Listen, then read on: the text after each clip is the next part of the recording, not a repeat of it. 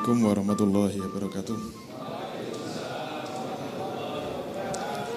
Alhamdulillahirabbil alamin. Shalatu wassalamu ala asrofil anbiya'i wal mursalin Sayyidina wa maulana Muhammadin wa ala alihi wa sahbihi ajmain, amma ba'd. Bapak-bapak, ibu-ibu dan saudara-saudara sekalian, apa kabar? Apa kabar malam ini? Enggak ada yel-yel PRS sih.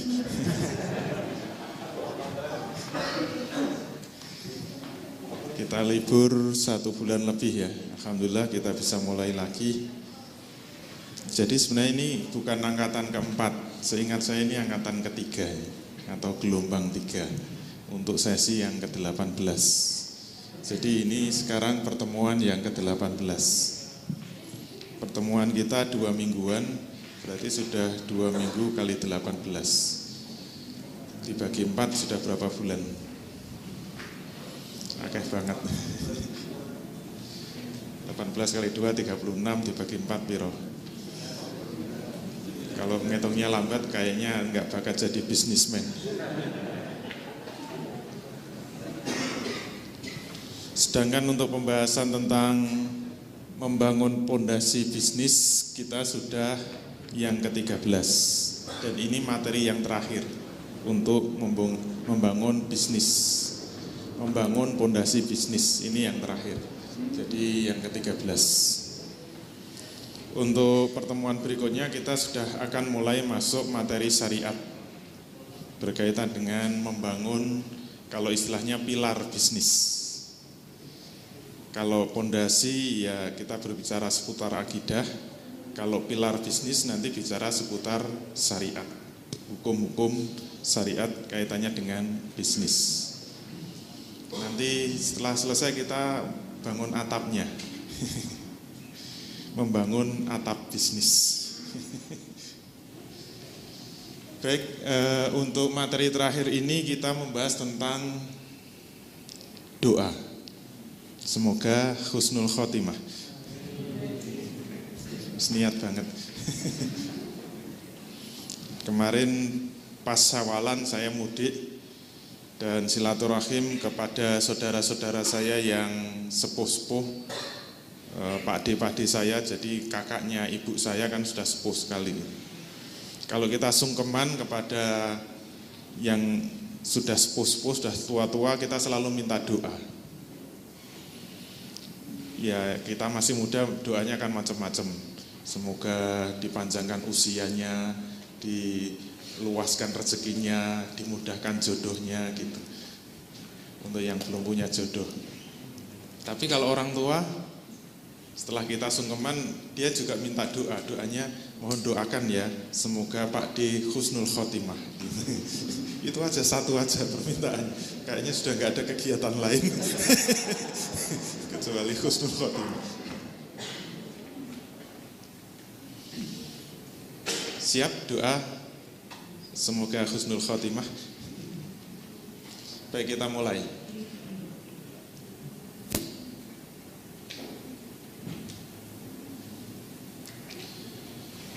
Sebagian umat Islam memahami bahwa doa itu dapat dijadikan sebagai jalan atau thoriqoh untuk menyelesaikan berbagai masalah yang dihadapi. Jadi ada sebagian umat Islam yang sangat mengandalkan doa. Pokoknya ada masalah apa saja, apa solusinya?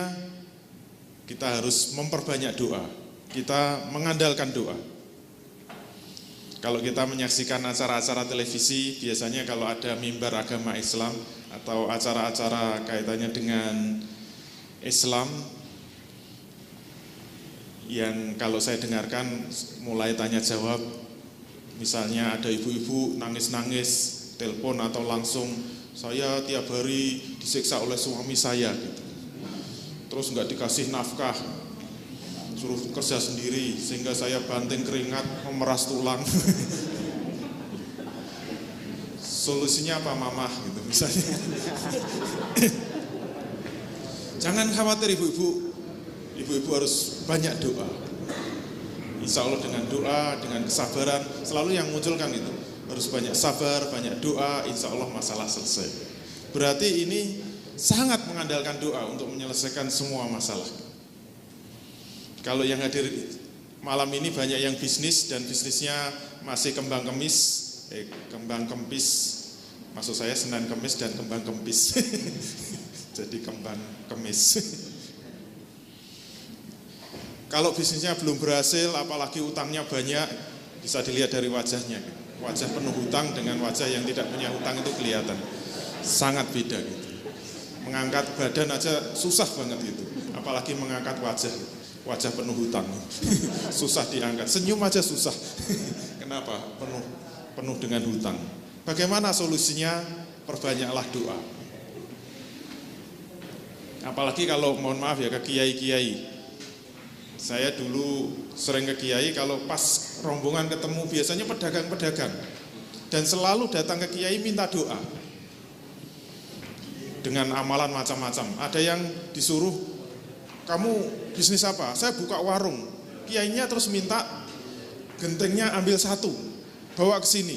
Terus langsung ditulisi tulisan Arab, pasang lagi di sana. Terus tulis apa Pak Kiai? Doa. Doa menolak hujan. Gentengnya yang ditulisi kan hujannya takut. Ini kelompok yang memang sangat mengandalkan doa. Mereka sangat mengandalkan doanya sendiri atau meminta pertolongan doanya dari orang-orang yang dianggap solih, orang-orang yang benar-benar tahu agama, yang dianggap benar-benar dekat kepada Allah Subhanahu wa taala. Kalau dia doanya kurang jos, ya bisa ke orang-orang yang dianggap solih. Itu untuk apa? Supaya masalahnya itu selesai. Akhirnya apa? Mereka kelompok ini enggan berusaha dan berikhtiar. Upaya yang ditempuh itu hanya satu, yaitu apa? Berdoa kepada Allah Subhanahu wa taala, menjadi andalan utama. Nah, yang hadir ini masuk kelompok yang mana?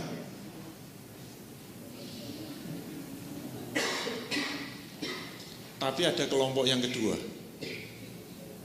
nggak mau muncul, kurang doanya. Oh, masih ada satu lagi. Mereka senantiasa mengharapkan munculnya keajaiban-keajaiban dari doa. Jadi yang diimpikan apa? Masalah boleh banyak, utang boleh banyak gitu. Tapi kalau dia rajin berdoa, diharapkan ada keajaiban yang muncul. Tahu-tahu jalan ke Sandung, wah gumpalan uang. Ternyata uang dibuka merah pink semua gitu, 100 ribuan gitu. Tapi pojoknya bukan Gubernur BI tapi Hello Kitty. Ya lumayan keajaiban sedikit, memberikan harapan.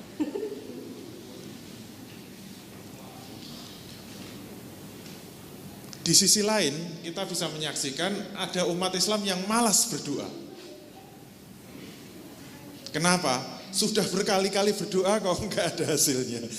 Akhirnya apa? Doanya itu hanya formalitas saja. Mereka tidak yakin bahwa doanya akan dapat menyelesaikan masalah hidup yang dihadapinya. Kayaknya saya tiap malam itu bangun malam tahajud selalu berdoa. Saya mau berangkat kerja berdoa, saya mau bisnis berdoa, saya mau dagang berdoa. Saya berdoa terus, tapi jeblok terus bisnisnya. Jika mereka berdoa itu hanya sebatas formalitas saja gitu. Pokoknya hasanah, Rabbana hasanah, pokoknya burut wapal kabeh. Rabbana coba banget. Apalagi ngundang Pak Modin ya atau Pak Kaum, mesti ditawari njaluk sing dawa apa sing cendak ya doane gitu. Itu banget. Saya pernah itu kajatan itu yang mimpin Pak Kaum, minta doa yang panjang. Itu banget. Kemudian selesai gitu, Al-Fatihah gitu. Ternyata masih ngangkat lagi. Salahnya njaluk sing dawa. Terus cepet banget itu. Dan saya dengarkan nggak ada yang fasih sama sekali doanya. Pokoknya Robbana atina mudina, sing ati mudina, wa sempola mudina, wa pahane mudina. Sing enak-enak cakar-cakar itu makmuman. Itu bagi ayam. Yang penting sudah berdoa. Jadi hanya formalitas dan tidak terlalu berharap doanya dikabulkan. Ini kelompok yang kedua, yaitu kelompok yang doanya asal-asalan, doanya yang malas-malasan. Kenapa? Sudah yakin nggak akan dikabulkan. Yang penting wis ndonga gitu. Timbang dosa kan. Yang penting sudah berdoa. Nah, kira-kira masuk kelompok yang mana? Kelompok yang rajin berdoa dan sangat mengandalkan doa dan meyakini semua masalah bisa diselesaikan dengan doa, atau kelompok yang kedua, kelompok yang sangat mengandalkan ikhtiarnya. Jadi ini kelompok yang sangat mengandalkan ikhtiar. Pokoknya kalau nggak berusaha keras, nggak bekerja keras, tidak sungguh-sungguh, ikhtiarnya tidak benar-benar tajam, maka tidak akan bisa berhasil. Doa itu hanya formalitas sajalah, pelengkap penderita. Daripada nggak berdoa, kayaknya wagu. Wong Islam kok ora berdoa gitu. Jadi yang diandalkan apa? Ikhtiarnya. Nah, oleh karena itulah kita harus membahas kedudukan doa. Tadi fontnya belum di copy ya, missing font semua. Bagaimana sesungguhnya kedudukan doa itu? Maka kita harus lihat, kalau kita berbicara membangun pondasi, dulu awal-awal sudah saya sampaikan bahwa di dalam teori berpikir ada hal-hal yang bisa langsung kita pahami, langsung kita pikirkan, itu adalah hal-hal yang langsung terindra. Itu bisa langsung kita pikirkan. Tetapi ada masalah-masalah atau hal-hal yang tidak bisa terindra secara langsung, yang kita sebut dulu itu sebagai hal-hal yang bersifat ghaib. Maka yang disebut berpikir yang benar, untuk memikirkan sesuatu yang ghaib itu harus ada dalil yang menghubungkan atau penunjuk yang menghubungkan. Ini sudah kita bahas. Yang belum nanti ikut mini IBC tadi ya. Atau bisa beli VCD-nya, ada yang jual nggak? Nggak ada. Nggak tahu itu yang session yang keberapa. Nah, doa itu termasuk bagian yang ghaib. Kita berdoa kepada Allah, apakah doa itu akan dikabulkan oleh Allah atau tidak, dan posisi doa itu di mana, ini sesuatu yang ghaib.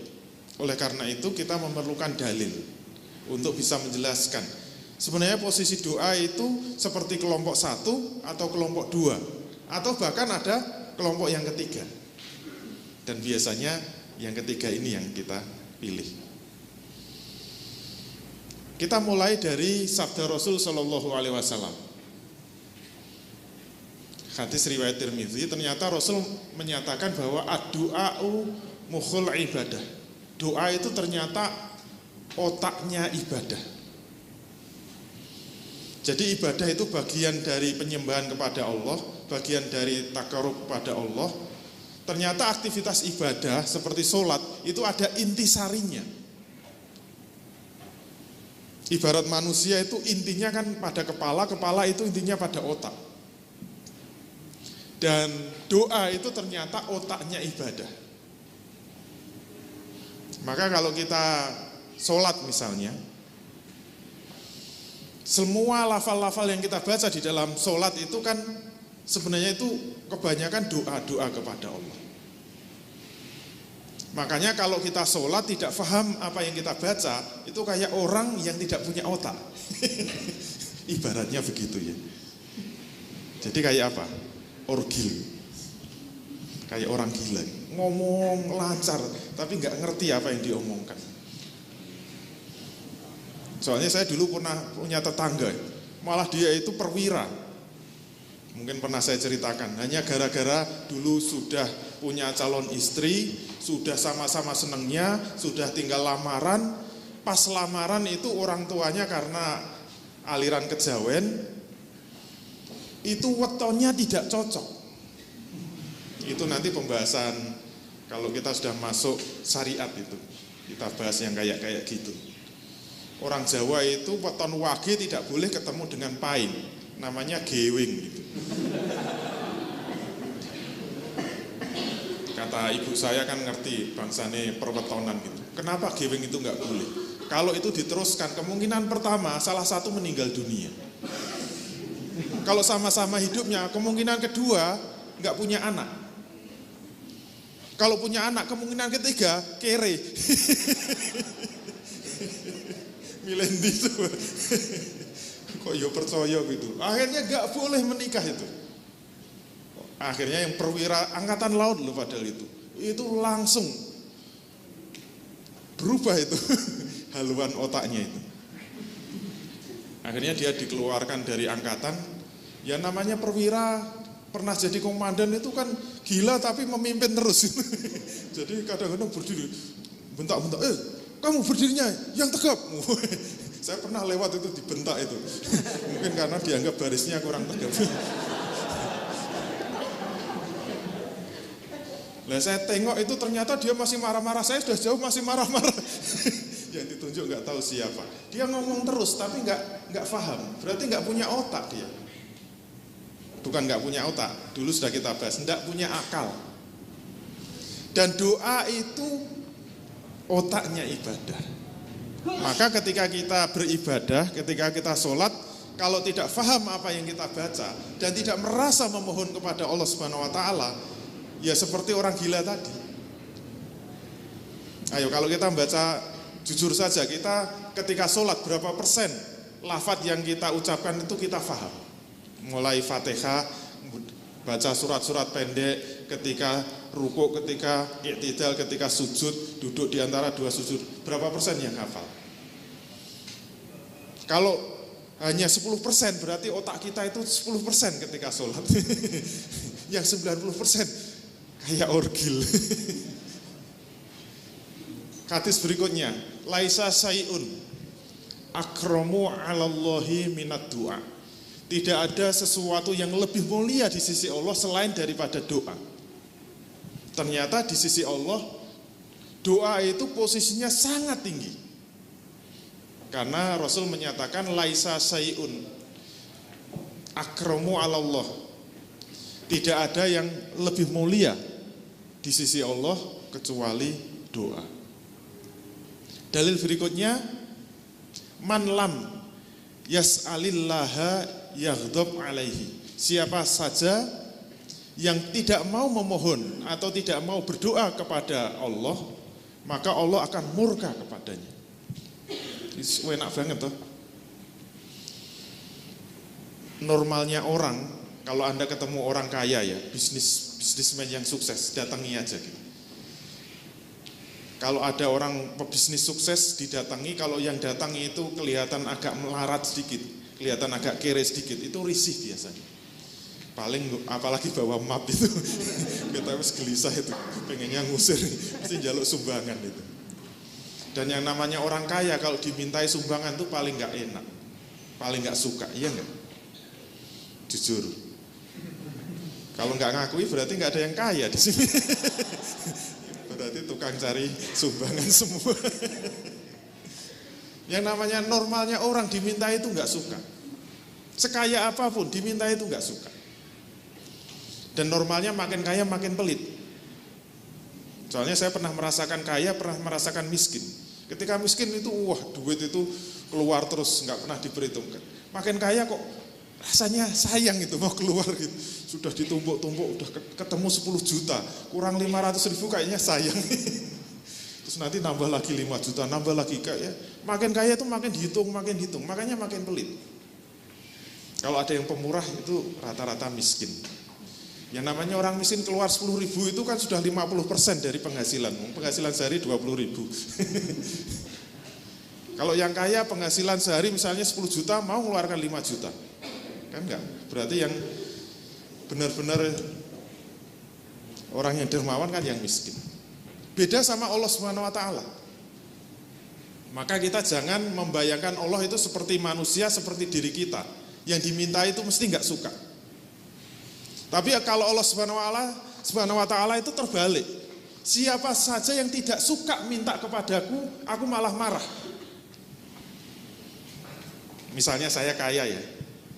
Ada yang butuh duit, tolong minta ke saya. Awas kalau nggak ada yang mau minta. Nanti datang ke rumah saya. Tolong minta semua kepada saya. Semuanya saja. Kalau ada yang nggak datang nanti saya catat. Saya marahi. Allah itu mengumumkannya begitu. Jadi Allah sangat suka kepada orang yang minta kepadanya. Dalil berikutnya kita lihat.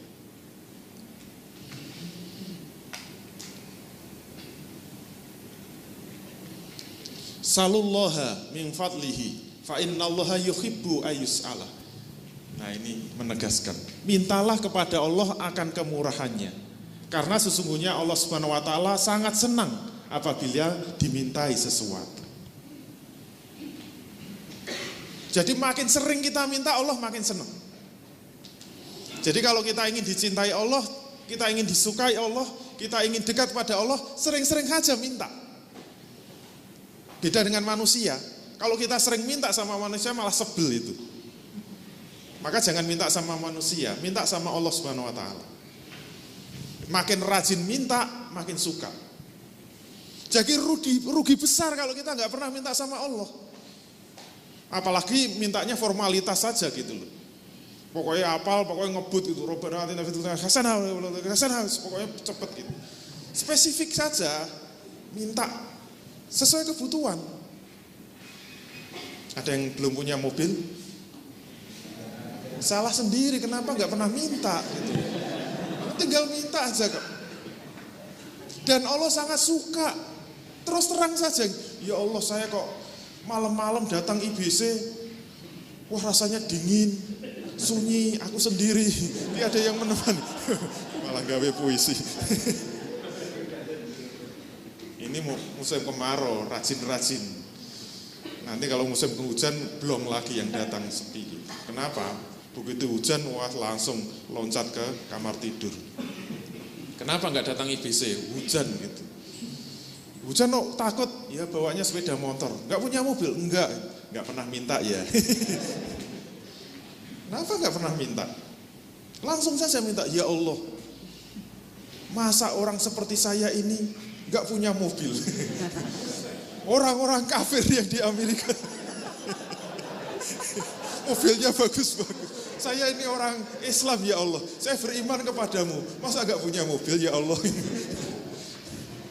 Itu kan nanti malaikat ikut bantu. Masa kayak banget ini orang. Kalau mobil udah punya, dinaikkan lagi. Udah punya rumah belum?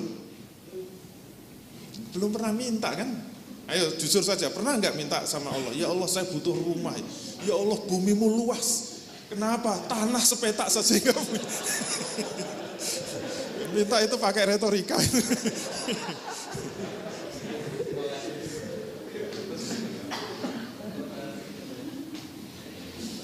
Coba lihat hamparan bumi yang sangat luas itu. Saya kalau pas naik pesawat lihat bawah itu, yang masih kosong itu luas loh. Apalagi kalau ke Papua itu, hijau semua itu. Ada rumah itu mau mendarat di mana gitu. Itu kan kosong semua. Masa bumi Allah luas, kita tanah aja nggak punya gitu. Walaupun 2 kali 1 meter, kuburan. Minta saja. Gitu. Kalau udah dapat tanah, langsung minta. Masa cuma dikasih tanah ya Allah? Gitu. Terus masa saya harus tidur di tanah gitu? Minta sekalian sama rumahnya gitu. Kalau rumahnya kurang besar, minta lagi, dinaikkan lagi ya Allah, 2 lantai kayak gitu. Tinggal minta kan, Allah sangat suka kalau dimintai. Jadi spesifik aja minta itu, nggak usah basa-basi. Dan ingat, Allah sangat suka. Ini dalilnya supaya kita tahu bagaimana posisi Allah ketika dimintai.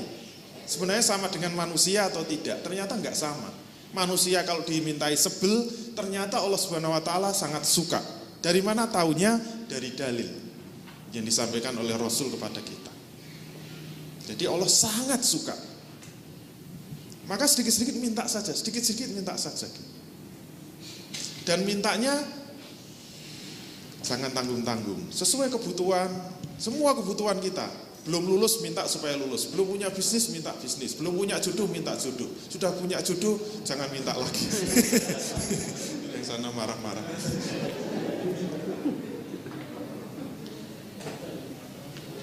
Nah, sekarang kita lihat bagaimana Allah nanti mengabulkan doa kita. Ada beberapa dalil. Ma min muslimin yad'u bida'watillahi illa atallahu iyyaha au sarrafa anhu minas su'i mislihi. Tidak ada seorang muslim pun di muka bumi ini yang berdoa kepada Allah kecuali pasti akan dikabulkan doanya. Atau akan dijauhkan dari keburukan atau musibah yang serupa. Untuk lengkapnya kita lihat, ini baru 2. Yang lengkap itu 3. Ini yang lengkap. Ma min muslimin yad'u bida'wati laisa fiha ismun wala qati'atun illa a'tahullahu biha. Ihda salasin. Imma ayu ajjila lahu da'watahu. Wa imma ayudakhiraha lahu fil akhirah. Wa imma ayusarrifa anhu su'a misliha. Tidak ada seorang muslim pun yang berdoa dengan doa yang tidak mengandung dosa dan memutus hubungan silaturahmi. Ini ada tambahan. Jadi kalau bisa doanya bukan doa maksiat, doa untuk kemaksiatan, dan doa yang mengandung pemutusan silaturahim. Misalnya saja doanya, ya misalnya mau korupsi, doa ya Allah semoga ora konangan, ya Allah semoga enggak ketahuan. Itu doa mengandung maksiat. Yang mahasiswa nawa itu niat ingsun arep pacaran. Semoga tembakan saya diterima. Mau nembak.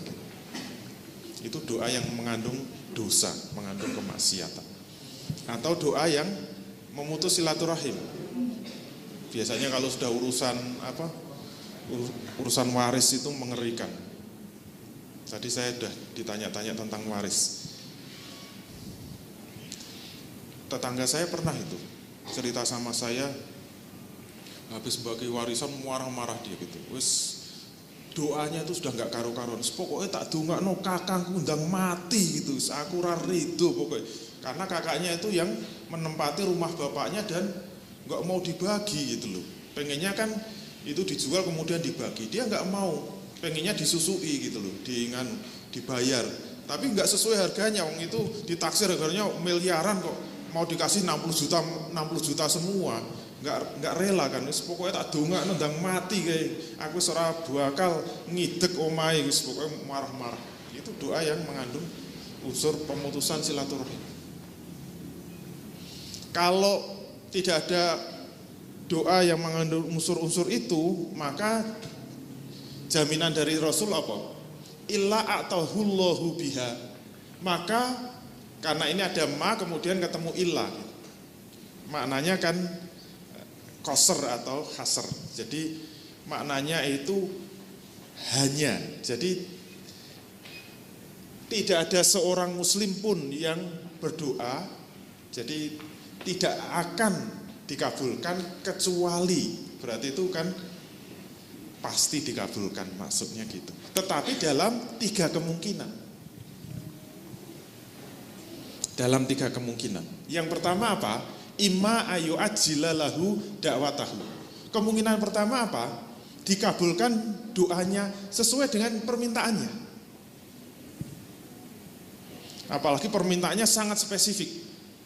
Saya pengen mobil Ferrari warnanya merah keluaran 2015. Spesifik banget. Langsung jelek besoknya datang itu Ferrari. Tapi jalan-jalan tok. Enggak ada mobilnya, cuma kuda Ferrari. Enggak. Yang dimaksud kemungkinan pertama itu doanya dikabulkan sesuai permintaan. Pengen rumah kasih rumah, pengen istri kasih istri, dan disebut namanya benar-benar dikabulkan. Fatimah binti Malik misalnya, anaknya malaikat. Langsung dikabulkan. Tapi kemungkinan kedua apa? Wa imma ayudakhiraha lahu fil akhirah. Kemungkinan kedua akan diakhirkan sampai besok hari kiamat. Artinya apa? Pasti dikabulkan, tapi dikabulkannya besok di hari kiamat.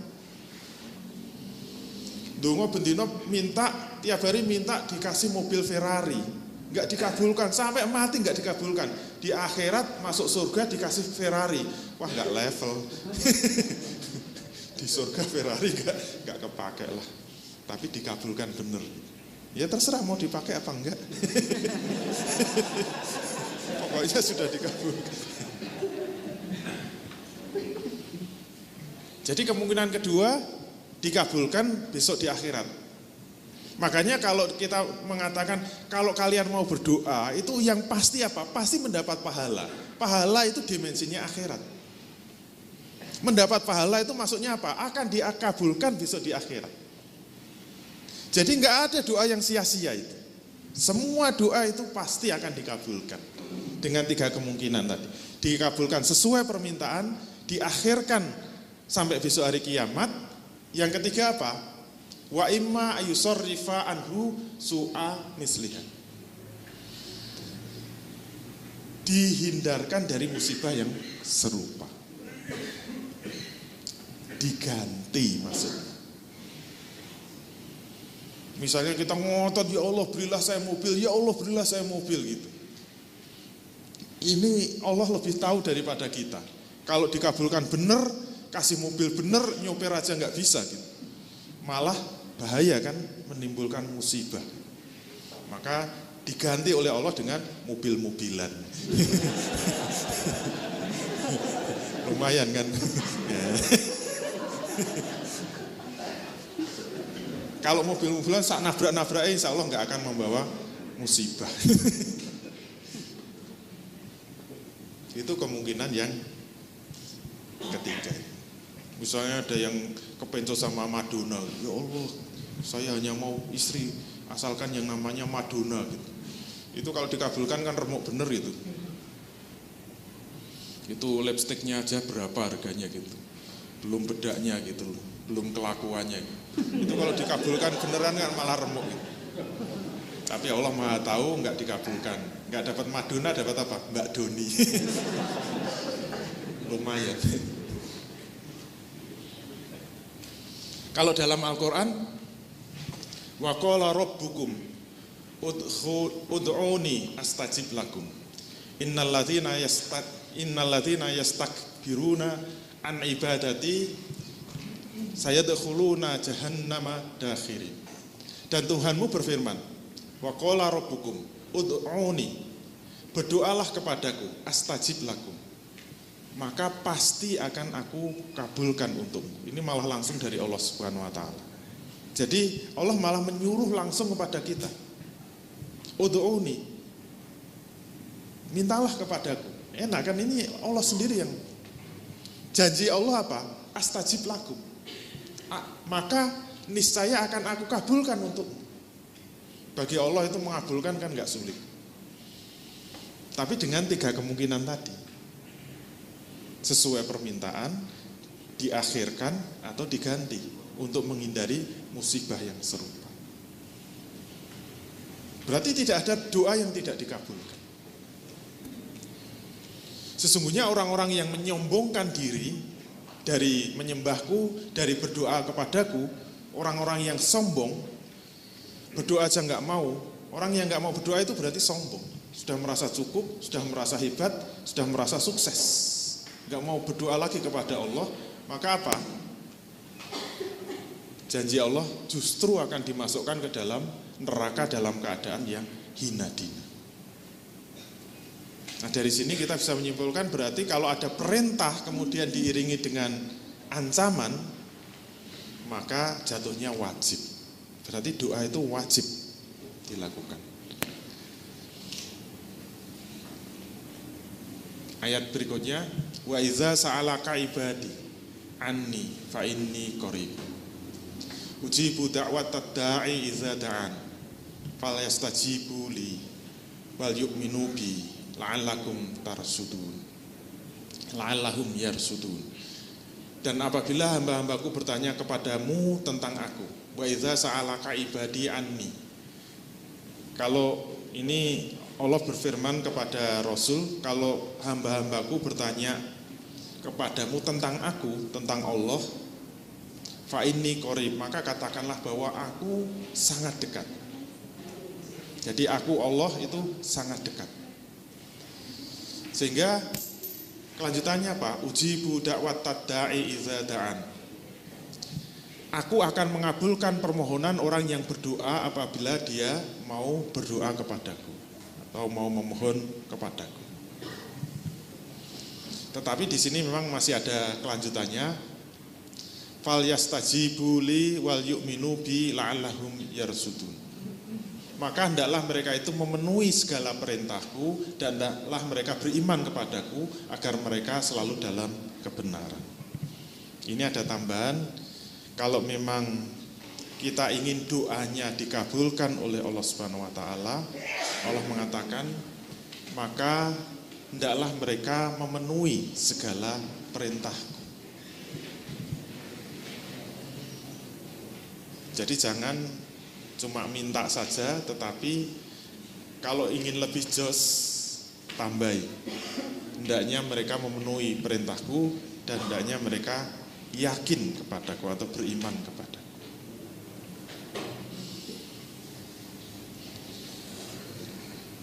Firman Allah berikutnya, amma yujibul muttarra idza da'ahu wa yaksif su'a wa yaj'alakum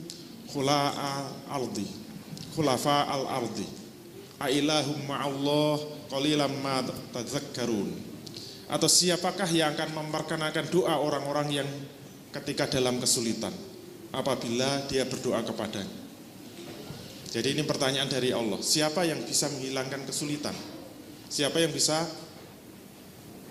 menghapuskan segala masalah-masalah dalam hidupnya?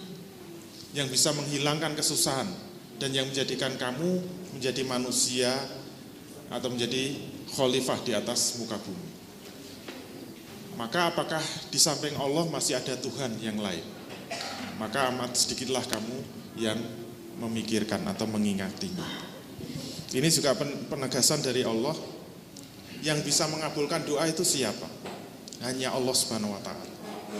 Yang bisa menghilangkan segala masalah siapa? Hanya Allah Subhanahu wa taala. Yang bisa menghilangkan semua kesusahan siapa? Hanya Allah Subhanahu wa taala. Ini jaminan dari Allah dan disampaikan sendiri oleh Allah. Harusnya ini membuat kita semakin mantap.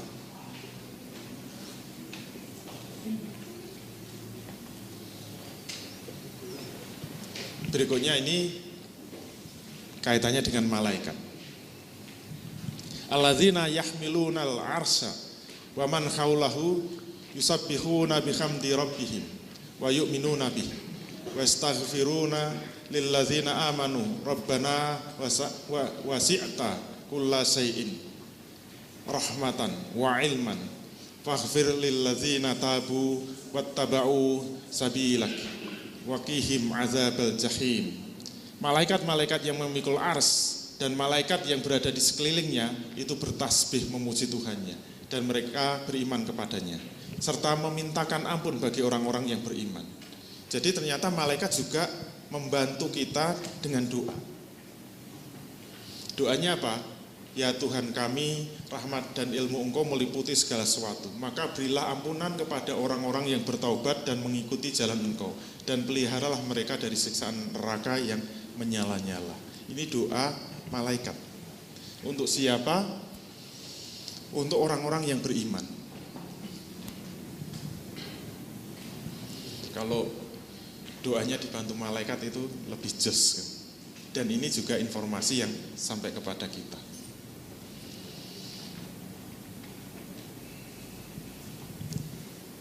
Ini juga doa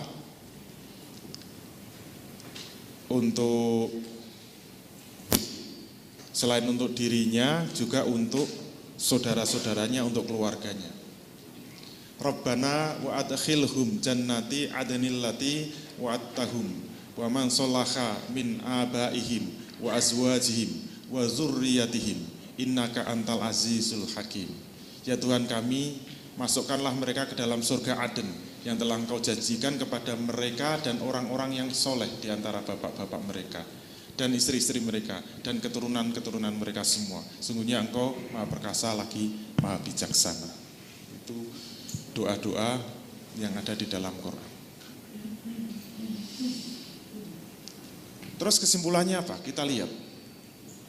Yang pertama, dari dalil-dalil yang sudah kita ungkap, doa itu ternyata merupakan perintah Allah kepada hambanya. Seperti tadi berulang-ulang kita katakan, doa itu ternyata perintah Allah. Kita malah disuruh oleh Allah untuk berdoa. Maksudnya apa? Kita disuruh oleh Allah untuk meminta kepadanya. Enak kan? Jadi orang itu paling enak memang minta-minta gitu. Tapi mintanya suruh kepada Allah. Siapa yang nyuruh? Allah sendiri yang nyuruh. Maka kita jangan ragu-ragu, jangan pekewuh. Sudahlah, to the point saja, minta apa adanya. Allah malah senang, tadi sudah berulang-ulang kita katakan. Allah paling senang kalau dimintai. Rugi besar kalau kita tidak mau minta kepada Allah. Kenapa? Allah sendiri yang menyuruh kok. Kalau perlu nanti berdoa, bilang saja sama Allah. Ini karena Engkau yang menyuruh, maka saya minta kepadamu, wahai Allah yang menyuruh saya untuk minta-minta.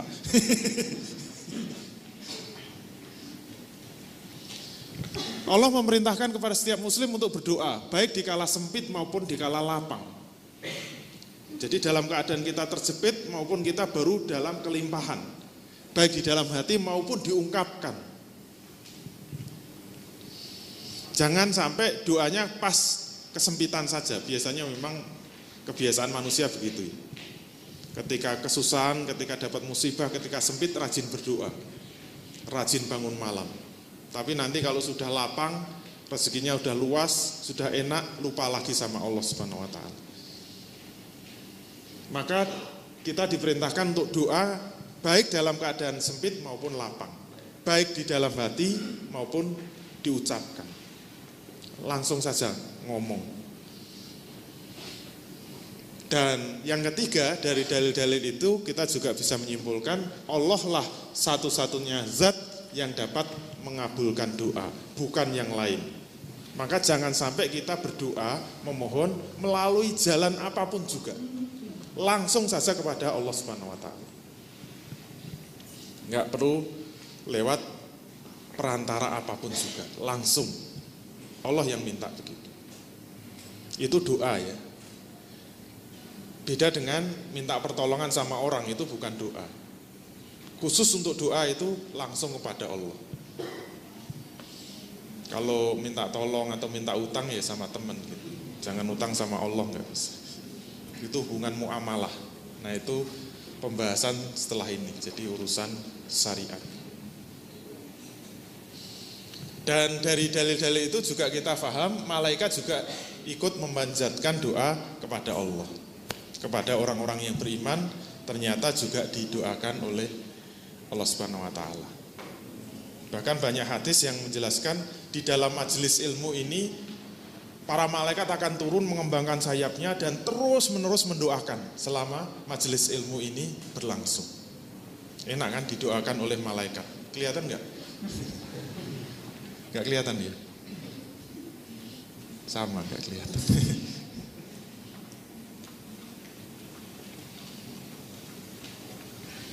Namun perlu difahami, ini di dalam berdoa, yang pertama, doa itu tidak dapat mengubah ilmu Allah. Yang kedua, doa itu tidak dapat menolak qada Allah. Yang ketiga, doa tidak dapat mencabut qadar Allah. Doa itu tidak dapat merubah hukum sebab musabab.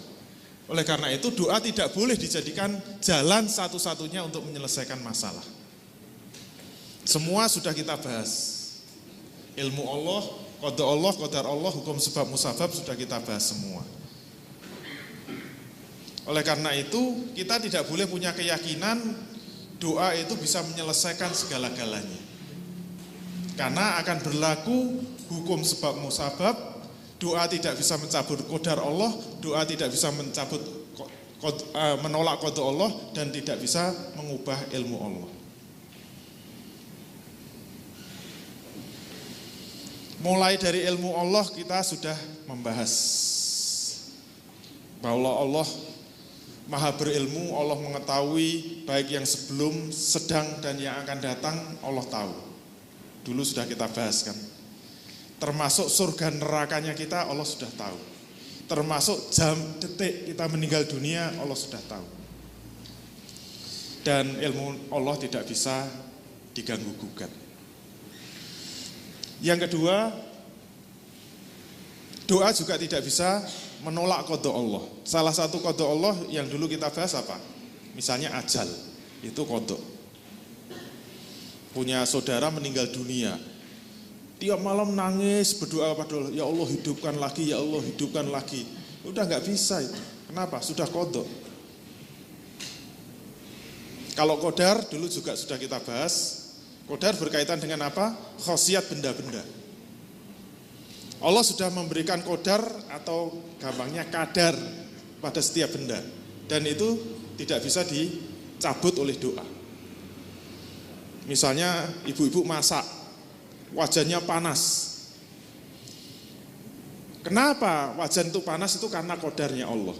Dan kalau tangan kita itu pegang wajan yang panas itu melonyoh, itu sudah qadarnya Allah.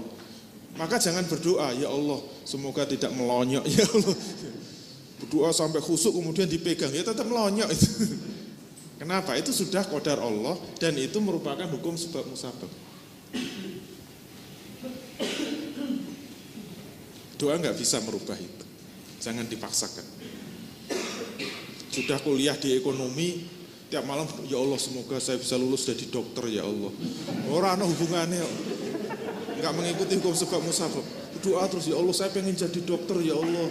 Kabulkan ya Allah, kuliah ini ekonomi kok. Tunggu jadi dokter. Itu nggak mengikuti hukum sebab musabab. Itu harus difahami ketika berdoa. Maka doa itu dialirkan mengikuti hal-hal yang terjangkau oleh indera kita. Mampu dijangkau oleh akal kita, mampu dijangkau oleh pemahaman kita. Itu sebaiknya doa itu kita tempatkan. Nggak usah kemana-mana gitu loh. Misalnya apa, menyangkut ilmunya Allah, ya kita minta supaya, ya Allah saya minta supaya penciptaan manusia diulangi lagi ya Allah. Ini banyak manusia yang gagal. Dongo terus ya orang, nggak mungkin gitu. Walaupun kemarin saya di TV ada nonton, cuma dapat belakang-belakangnya aja karena saya pulang malam mesti sebelum tidur, kalau susah tidur nonton TV, ada film yang apa, ada belati, tetapi kalau dipencet itu bisa, waktu itu bisa mundur. Itu merubah ilmunya Allah itu. Nonton enggak itu? Itu sampai mati aja, wah karena kekasihnya meninggal diulangi lagi dipencet. Dan sesuai dengan pencetannya nanti mundurnya itu bisa berapa tahun terserah. Enak banget itu. Maksudnya doa itu nggak bisa mengubah itu. Itu sudah masuk ilmunya Allah. Termasuk qadanya Allah, qadarnya Allah, hukum sebab musabab. Kita nggak bisnis sama sekali, berdoa terus, ya Allah jadikan saya bisnismen yang sukses. Dari mana itu? Mau bisnis aja nggak minta jadi bisnismen yang sukses. Nggak ada hubungan, nggak ada hubungan sebab musababnya nggak terpenuhi dan Allah tidak akan mengabulkan. Maka doa itu harus melihat ini semua supaya apa? Kita memahami bahwa doa itu tidak bisa menyelesaikan semua masalah. Banyak masalah-masalah yang sudah mengikuti qadanya Allah atau qadarnya Allah atau ilmunya Allah atau sudah masuk hubungan sebab musabab.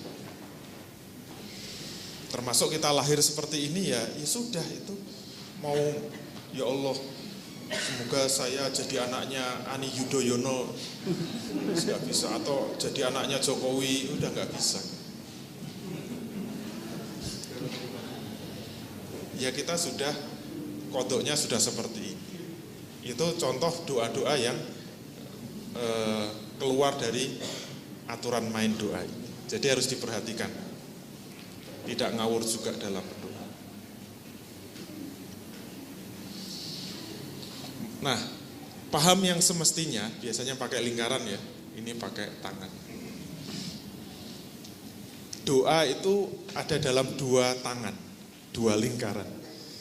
Lingkaran yang dikuasai manusia dan menguasai manusia. Ini dua lingkaran yang munculnya dari pembahasan Qodok Qodar ya. Lingkaran yang dikuasai manusia maksudnya lingkaran yang masuk dalam pemahaman manusia, masuk dalam akal manusia. Yang menguasai manusia itu yang di luar kehendak manusia. Nah, doa itu posisinya di mana? Ternyata dikabulkannya doa itu tidak masuk di sini. Dikabulkannya doa itu masuk dalam lingkaran yang menguasai manusia. Berarti lingkarannya kodoknya Allah Subhanahu wa taala. Jadi dikabulkannya doa itu dari Allah semesta dan bentuk pengabulannya ada 3 kemungkinan. Sesuai permintaan, ditunda sampai akhirat, dan diubah oleh Allah untuk menghindari musibah yang serupa. Jadi posisi dikabulkannya doa itu di dalam lingkaran yang menguasai manusia, bukan yang dikuasai manusia. Jadi kita nggak bisa memaksa doa itu terkabul sesuai keinginan kita, nggak bisa. Terus yang dikuasai manusia apa? Dalam otak kita hanya memahami doa itu perintah Allah Subhanahu wa taala. Doa itu bagian dari ibadah, bahkan tadi dikatakan otaknya ibadah, dan dalam rangka untuk mencari pahala dari Allah Subhanahu wa taala. Itu dalam lingkaran yang dikuasai manusia. Kita ngertinya apa? Kita diperintahkan oleh Allah dan Allah sangat suka kalau kita meminta kepada Allah. Dan itu bagian dari ibadah untuk mendekatkan diri kepada Allah dan dalam rangka mencari pahala. Dan itu akan dihisap oleh Allah Subhanahu wa taala. Jadi semua yang ada dalam lingkaran yang dikuasai manusia akan dihisap. Maksudnya apa? Kalau orang tidak mau berdoa kepada Allah, berdosa. Dan kalau orang mau berdoa kepada Allah, mendapat pahala, itu akan dihisap. Tapi dikabulkannya doa itu bukan dalam lingkaran yang dikuasai manusia. Terus fungsinya apa? Seperti materi tawakal. Tawakal yang benar dulu dikatakan tawakal sebelum ikhtiar, selama ikhtiar, dan setelah ikhtiar. Maka dalam doa juga begitu. Doa itu juga sebelum, selama, dan sesudah ikhtiar. Apa bedanya? Seperti materi tawakal dulu, orang yang rajin berdoa dengan yang tidak berdoa sangat berbeda di dalam aktivitas. Kita mulai dari lingkaran yang menguasai manusia, yaitu kalau dulu saya gambarkan lingkaran yang menguasai manusia seperti dalam dada.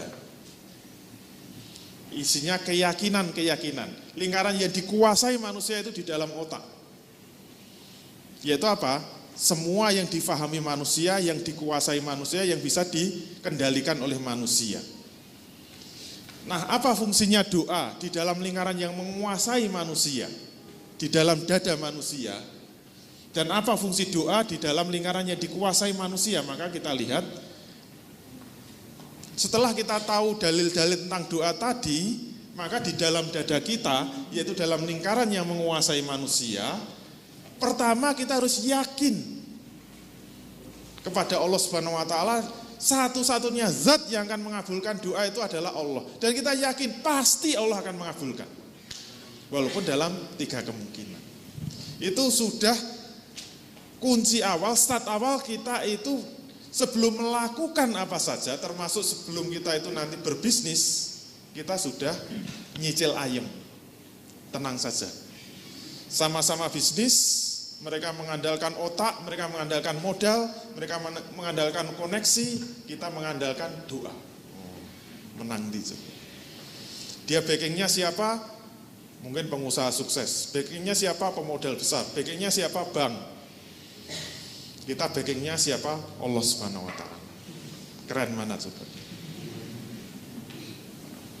Kalau nggak percaya, jangan cuma merasa dibackingi oleh Allah, tapi kita harus meminta kepada Allah, ya Allah saya siap mau bisnis. Saya mohon kepadamu supaya diberi kesuksesan dalam bisnis.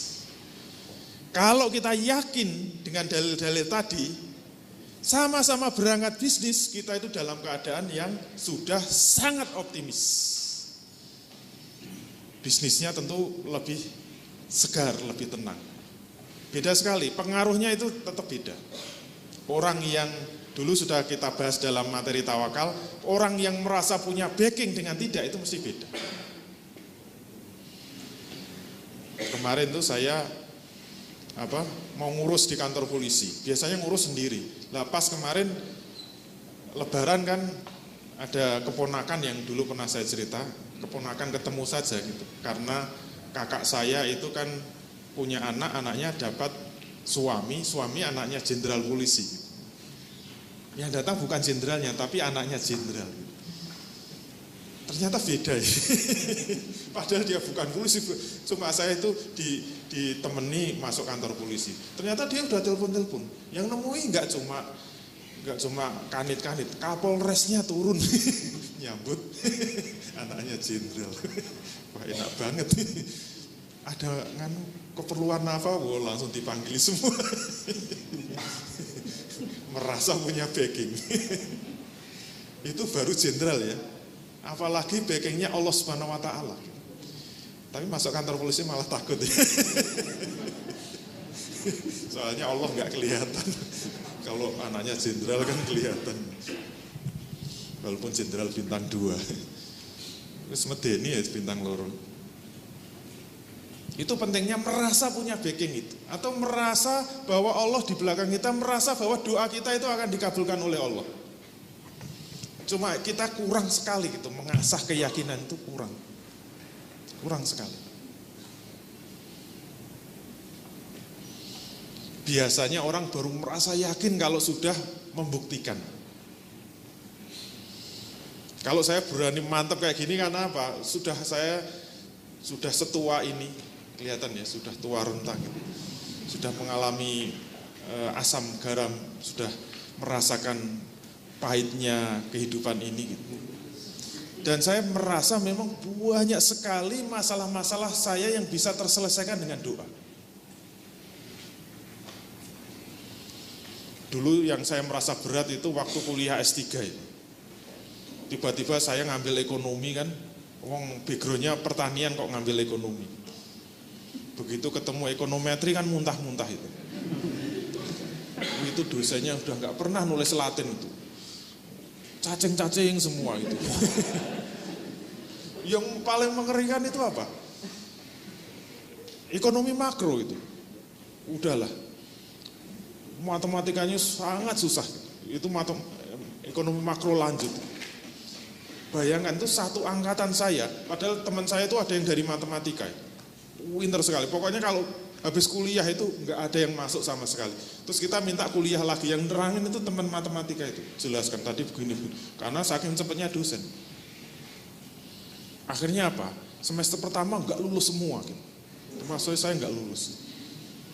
Terus pokoknya saya udah belajar nggak lulus. Itu. Akhirnya andalan saya apa? Di samping saya harus belajar terus, saya berdoa terus. Semester kalau di Malaysia masih bisa ngulang semester berikutnya dengan mata kuliah sama. Ketemu lagi, wah nggak ada yang nembus semua. Akhirnya ya itu saya dapat rezeki untuk naik haji itu. Saya doanya langsung di depan Masjidil Haram, di depan Ka'bah itu di Multazam. Yang katanya yang paling manjur kan di Multazam itu. Pokoknya saya ambil posisi itu. Multazam itu antara Hajar Aswad dengan pintunya Ka'bah. Itu cuma setengah meter, tapi ditarik ke belakang itu multazam semua. Saya kalau sholat mesti ngambil posisi situ. Dan imamnya di posisi situ. Kalau nggak dapat bawah, saya lantai 2. Pokoknya harus di multazam. Berdoa terus, ya Allah semoga saya bisa nembus ekonomi makro, ya Allah. Yang lain udah lulus ekonomi makro nggak nembus-nembus. Dikabulkan itu. Masya Allah, tapi cara mengabulkannya memang agak aneh gitu. Profesor saya yang killer tadi itu, yang nggak lulus semua itu, dikabulkan oleh Allah, yaitu apa? Meninggal.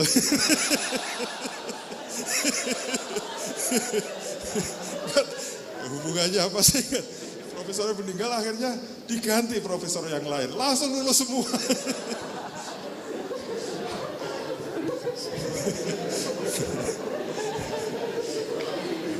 Medeni juga.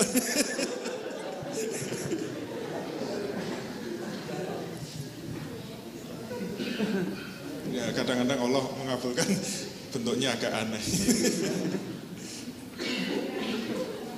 Tapi banyak masalah yang saya rasakan itu bisa selesai. Terutama hal-hal yang agak sulit. Saya sekarang sudah mulai mengalami kesulitan dalam mendidik anak-anak. Anak-anak sekarang itu sangat sulit. Karena pengaruh lingkungan, pengaruh sekolah, teman-teman sekolah ya, pengaruh televisi, apalagi yang paling mengerikan gadget itu. Udah kalau anak pegang gadget itu sudah sangat sulit dikendalikan. Dinasihati kayak apapun juga nggak bisa. Gadgetnya ditarik malah merajalela marahnya gitu. Udah sangat susah. Maka di sela-sela kita menasihati, di sela-sela kita mendidik, tetap andalan yang tidak bisa kita lupakan, tetap doa. Sudah kalau kita bisa bangun malam, bangun sepertiga malam, terutama sujud yang terakhir. Sholat malam itu 2 rakaat. Yang saya pahami yang lebih afdol itu 2 rakaat. Kalau mau 11 itu bagus. Witirnya 21. Jadi 2, 8, terus 21. Setiap sujud terakhir, kan itu 22 terus itu. Itu silahkan berdoa, tapi tolong jangan dilafatkan, itu aja. Setelah membaca doa sujud, kemudian kita minta dalam hati saja. Kalau dilafatkan membatalkan sholat. Dan kita bisa minta apa saja kepada Allah. Nanti rakaat berikutnya juga begitu. Sujud terakhir minta lagi, sujud terakhir minta lagi. Sudahlah, tinggal dibagi saja. Kalau bisa 11 rakaat, nanti 2 rakaat pertama minta apa, 2 rakaat kedua minta apa, 2 rakaat ketiga minta apa. Sudah dirancang. Itu insya Allah kayaknya sudah semua masalah hidup itu kita pasrahkan saja kepada Allah Subhanahu wa Ta'ala. Minta bantuan untuk diselesaikan. Dan itu rasanya seperti ibaratnya handphone itu seperti dicas gitu. Apalagi kita sudah mulai masuki dunia dakwah, kita mulai mengemban dakwah. Kita menghadapi ujian yang sangat berat, tantangan yang berat, ujian yang itu kalau kita itu enggak bangun malam, kita enggak berdoa kepada Allah, itu kebangetan. Itu menyia-nyiakan. 1 hari saja enggak bangun itu wah rasanya rugi besar. Kenapa? Karena seharian itu kita seperti bertemu masalah terus itu. Dan satu-satunya kesempatan ngecas itu ya cuma kalau bangun malam itu. Ibarat handphone itu pasti cas. Jadi pagi itu langsung seger lagi. Nanti ketemu masalah banyak lagi, cas lagi. Masalah apa saja insya Allah akan diselesaikan. Sehingga apa? Pengaruhnya akan memunculkan semangat di dalam berikhtiar. Ini masih di dalam lingkaran dada yang menguasai kita. Jadi pengaruh doa itu seperti itu. Membuat kita semangat, membuat kita optimis, membuat kita tidak takut. Dan ini akan menjadi penyangga bagi manusia. Sehingga apa? Karena ini kita nggak pernah melihat Allah, maka dengan kekuatan doa itu diharapkan apa? Membuat kita senantiasa terikat dengan syariat Allah Subhanahu wa Ta'ala. Ini yang dulu di dalam materi tawakal sudah saya jelaskan. Kalau kita punya backing polisi kayaknya jadi berani. Kita punya backing jenderal jadi berani. Punya backing TNI, punya backing bupati jadi berani. Tapi kenapa punya backing Allah Subhanahu wa Ta'ala kok malah nggak berani? Aneh kan? Harusnya kalau kita merasa backing kita adalah Allah Subhanahu wa Ta'ala, kita menjadi semakin berani, semakin optimis. Ya jadi masalah apa? Allah Subhanahu wa Ta'ala itu nggak kelihatan. Makanya kita sering nggak yakin dengan Allah. Makanya bagaimana agar kita yakin kembali kepada Allah Subhanahu wa Ta'ala? ini harus dipastikan dalam lingkaran yang dikuasai manusia.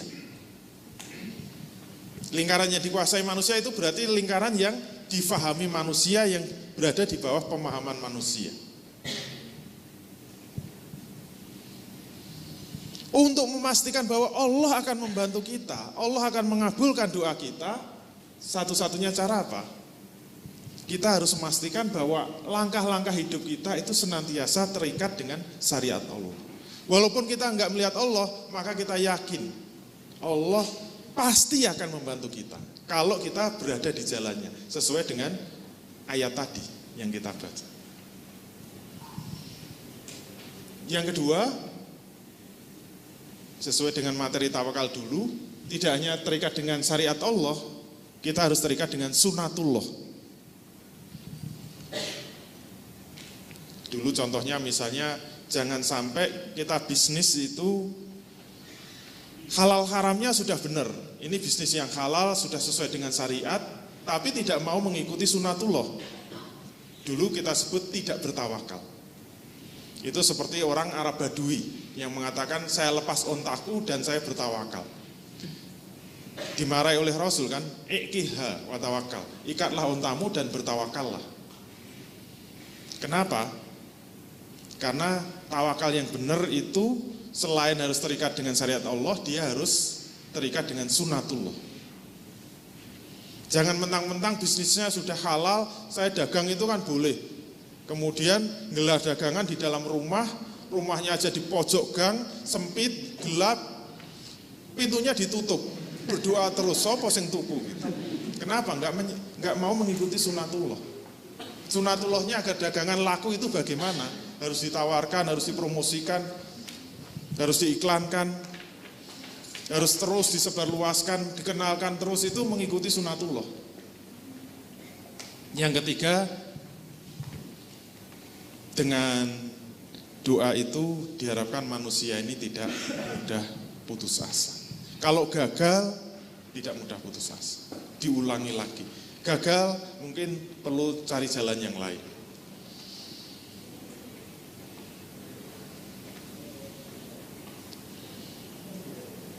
Sehingga kembali kepada materi tadi, tujuan berdoa itu tidak lain adalah untuk melaksanakan perintah Allah. Kemudian untuk mendapat pahala dari Allah, kemudian sebagai amal ibadah dan manifestasi ketundukan kepada Allah, dan untuk memenuhi suatu kebutuhannya, baik dalam perkara dunia maupun perkara akhirat. Jadi jangan dianggap doa itu hanya untuk perkara akhirat saja. Untuk semua kebutuhan, termasuk kebutuhan-kebutuhan di dunia, minta saja. Dan tadi tipsnya apa? Minta apa adanya, spesifik. Jangan doa itu hanya sapu jagat terus itu. Bahasa Indonesia enggak apa-apa, bahasa Jawa juga enggak apa-apa. Allah paham kok. Dan doa juga bisa untuk menghilangkan rasa sedih. Kadang-kadang kita itu gelisah, tapi enggak ngerti kenapa kok gelisah, galau. Kalau ditanya kenapa, enggak tahu, pokoknya saya itu merasa resah, merasa gelisah. Itu berarti kurang berdoa. Doa itu diharapkan juga menghilangkan rasa sedih, kegalauan hati. Jika doa dikabulkan itu anugerah dari Allah Subhanahu wa taala. Dan kalau Allah mengabulkan doa itu akan sesuai dengan hukum-hukum sebab musabab. Kita pengen rumah, nggak mungkin tahu-tahu rumahnya jatuh dari langit gubrak itu, nggak sesuai hukum sebab musabab. Mesti ada jalannya gitu. Walaupun kadang-kadang tidak kita duga-duga gitu. Saya pengen rumah ya Allah, saya pengen rumah yang gede ya Allah gitu. Tahu-tahu dilamar anak gadis, nggak apa-apa kan? Perempuan ngelamar laki-laki itu boleh. Minta supaya jadi suaminya gitu. Ya terpaksa mau daripada. Dan ternyata tidak cuma siap jadi istrinya, ternyata mertuanya juga menyiapkan rumah yang besar sesuai sunatullah kan. Enggak jatuh dari langit. Maka enggak usah terkejut kalau doanya dikabulkan. Berarti dapat rumah plus isinya gitu. Itu yang diharapkan yang di belakang sana. Dan jika kebutuhannya tidak terpenuhi, maka kita harus tetap semangat. Kenapa? Tetap mendapat pahala dari Allah Subhanahu wa taala. Pasti besok akan dibalas di akhirat dengan balasan yang jauh lebih hebat, lebih tinggi. Dalam Quran ditegaskan balasan dari Allah itu tidak sama di dunia. Pembalasan Allah di akhirat itu berlipat-lipat. Kalau kita nanti dapat balasan kebajikan di akhirat, itu maka akan berlipat-lipat. Termasuk kalau akan mendapat azab, itu azabnya juga berlipat-lipat. Jadi siksa Allah di akhirat itu jauh lebih dahsyat daripada siksa di dunia. Makanya bagi orang yang beriman, ketika di zaman Rasul itu ada yang berzina, dia lebih rela untuk dirajam di dunia. Seperti wanita Al-Ghamidiyah, wanita yang berasal dari desa Al-Ghamidi itu, dia minta dirajam. Kenapa? Dia sudah menikah dan berzina. Dia minta setor diri untuk dirajam sampai mati. Lu kenapa kok minta dirajam, dilempari batu sampai mati? Semua sahabat sampai heran. Maka kata Rasul, kalau dia sempat dihukum di dunia itu sebagai kafarat bagi hukuman di akhirat. Berarti apa? Kalau sampai dia tidak dihukum dunia dan nanti dihukum di akhirat, hukuman di akhirat jauh lebih dahsyat, berlipat-lipat daripada hukuman rajam. Termasuk kalau kita mendapat anugerah pahala dari Allah, maka balasannya juga berlipat-lipat. Kalau diberi mobil nggak mungkin kayak mobil Ferrari, dibeli rumah nggak mungkin kayak hotel seperti ini, jauh lebih besar, lebih berlipat-lipat. Itu pahala dari Allah Subhanahu wa taala.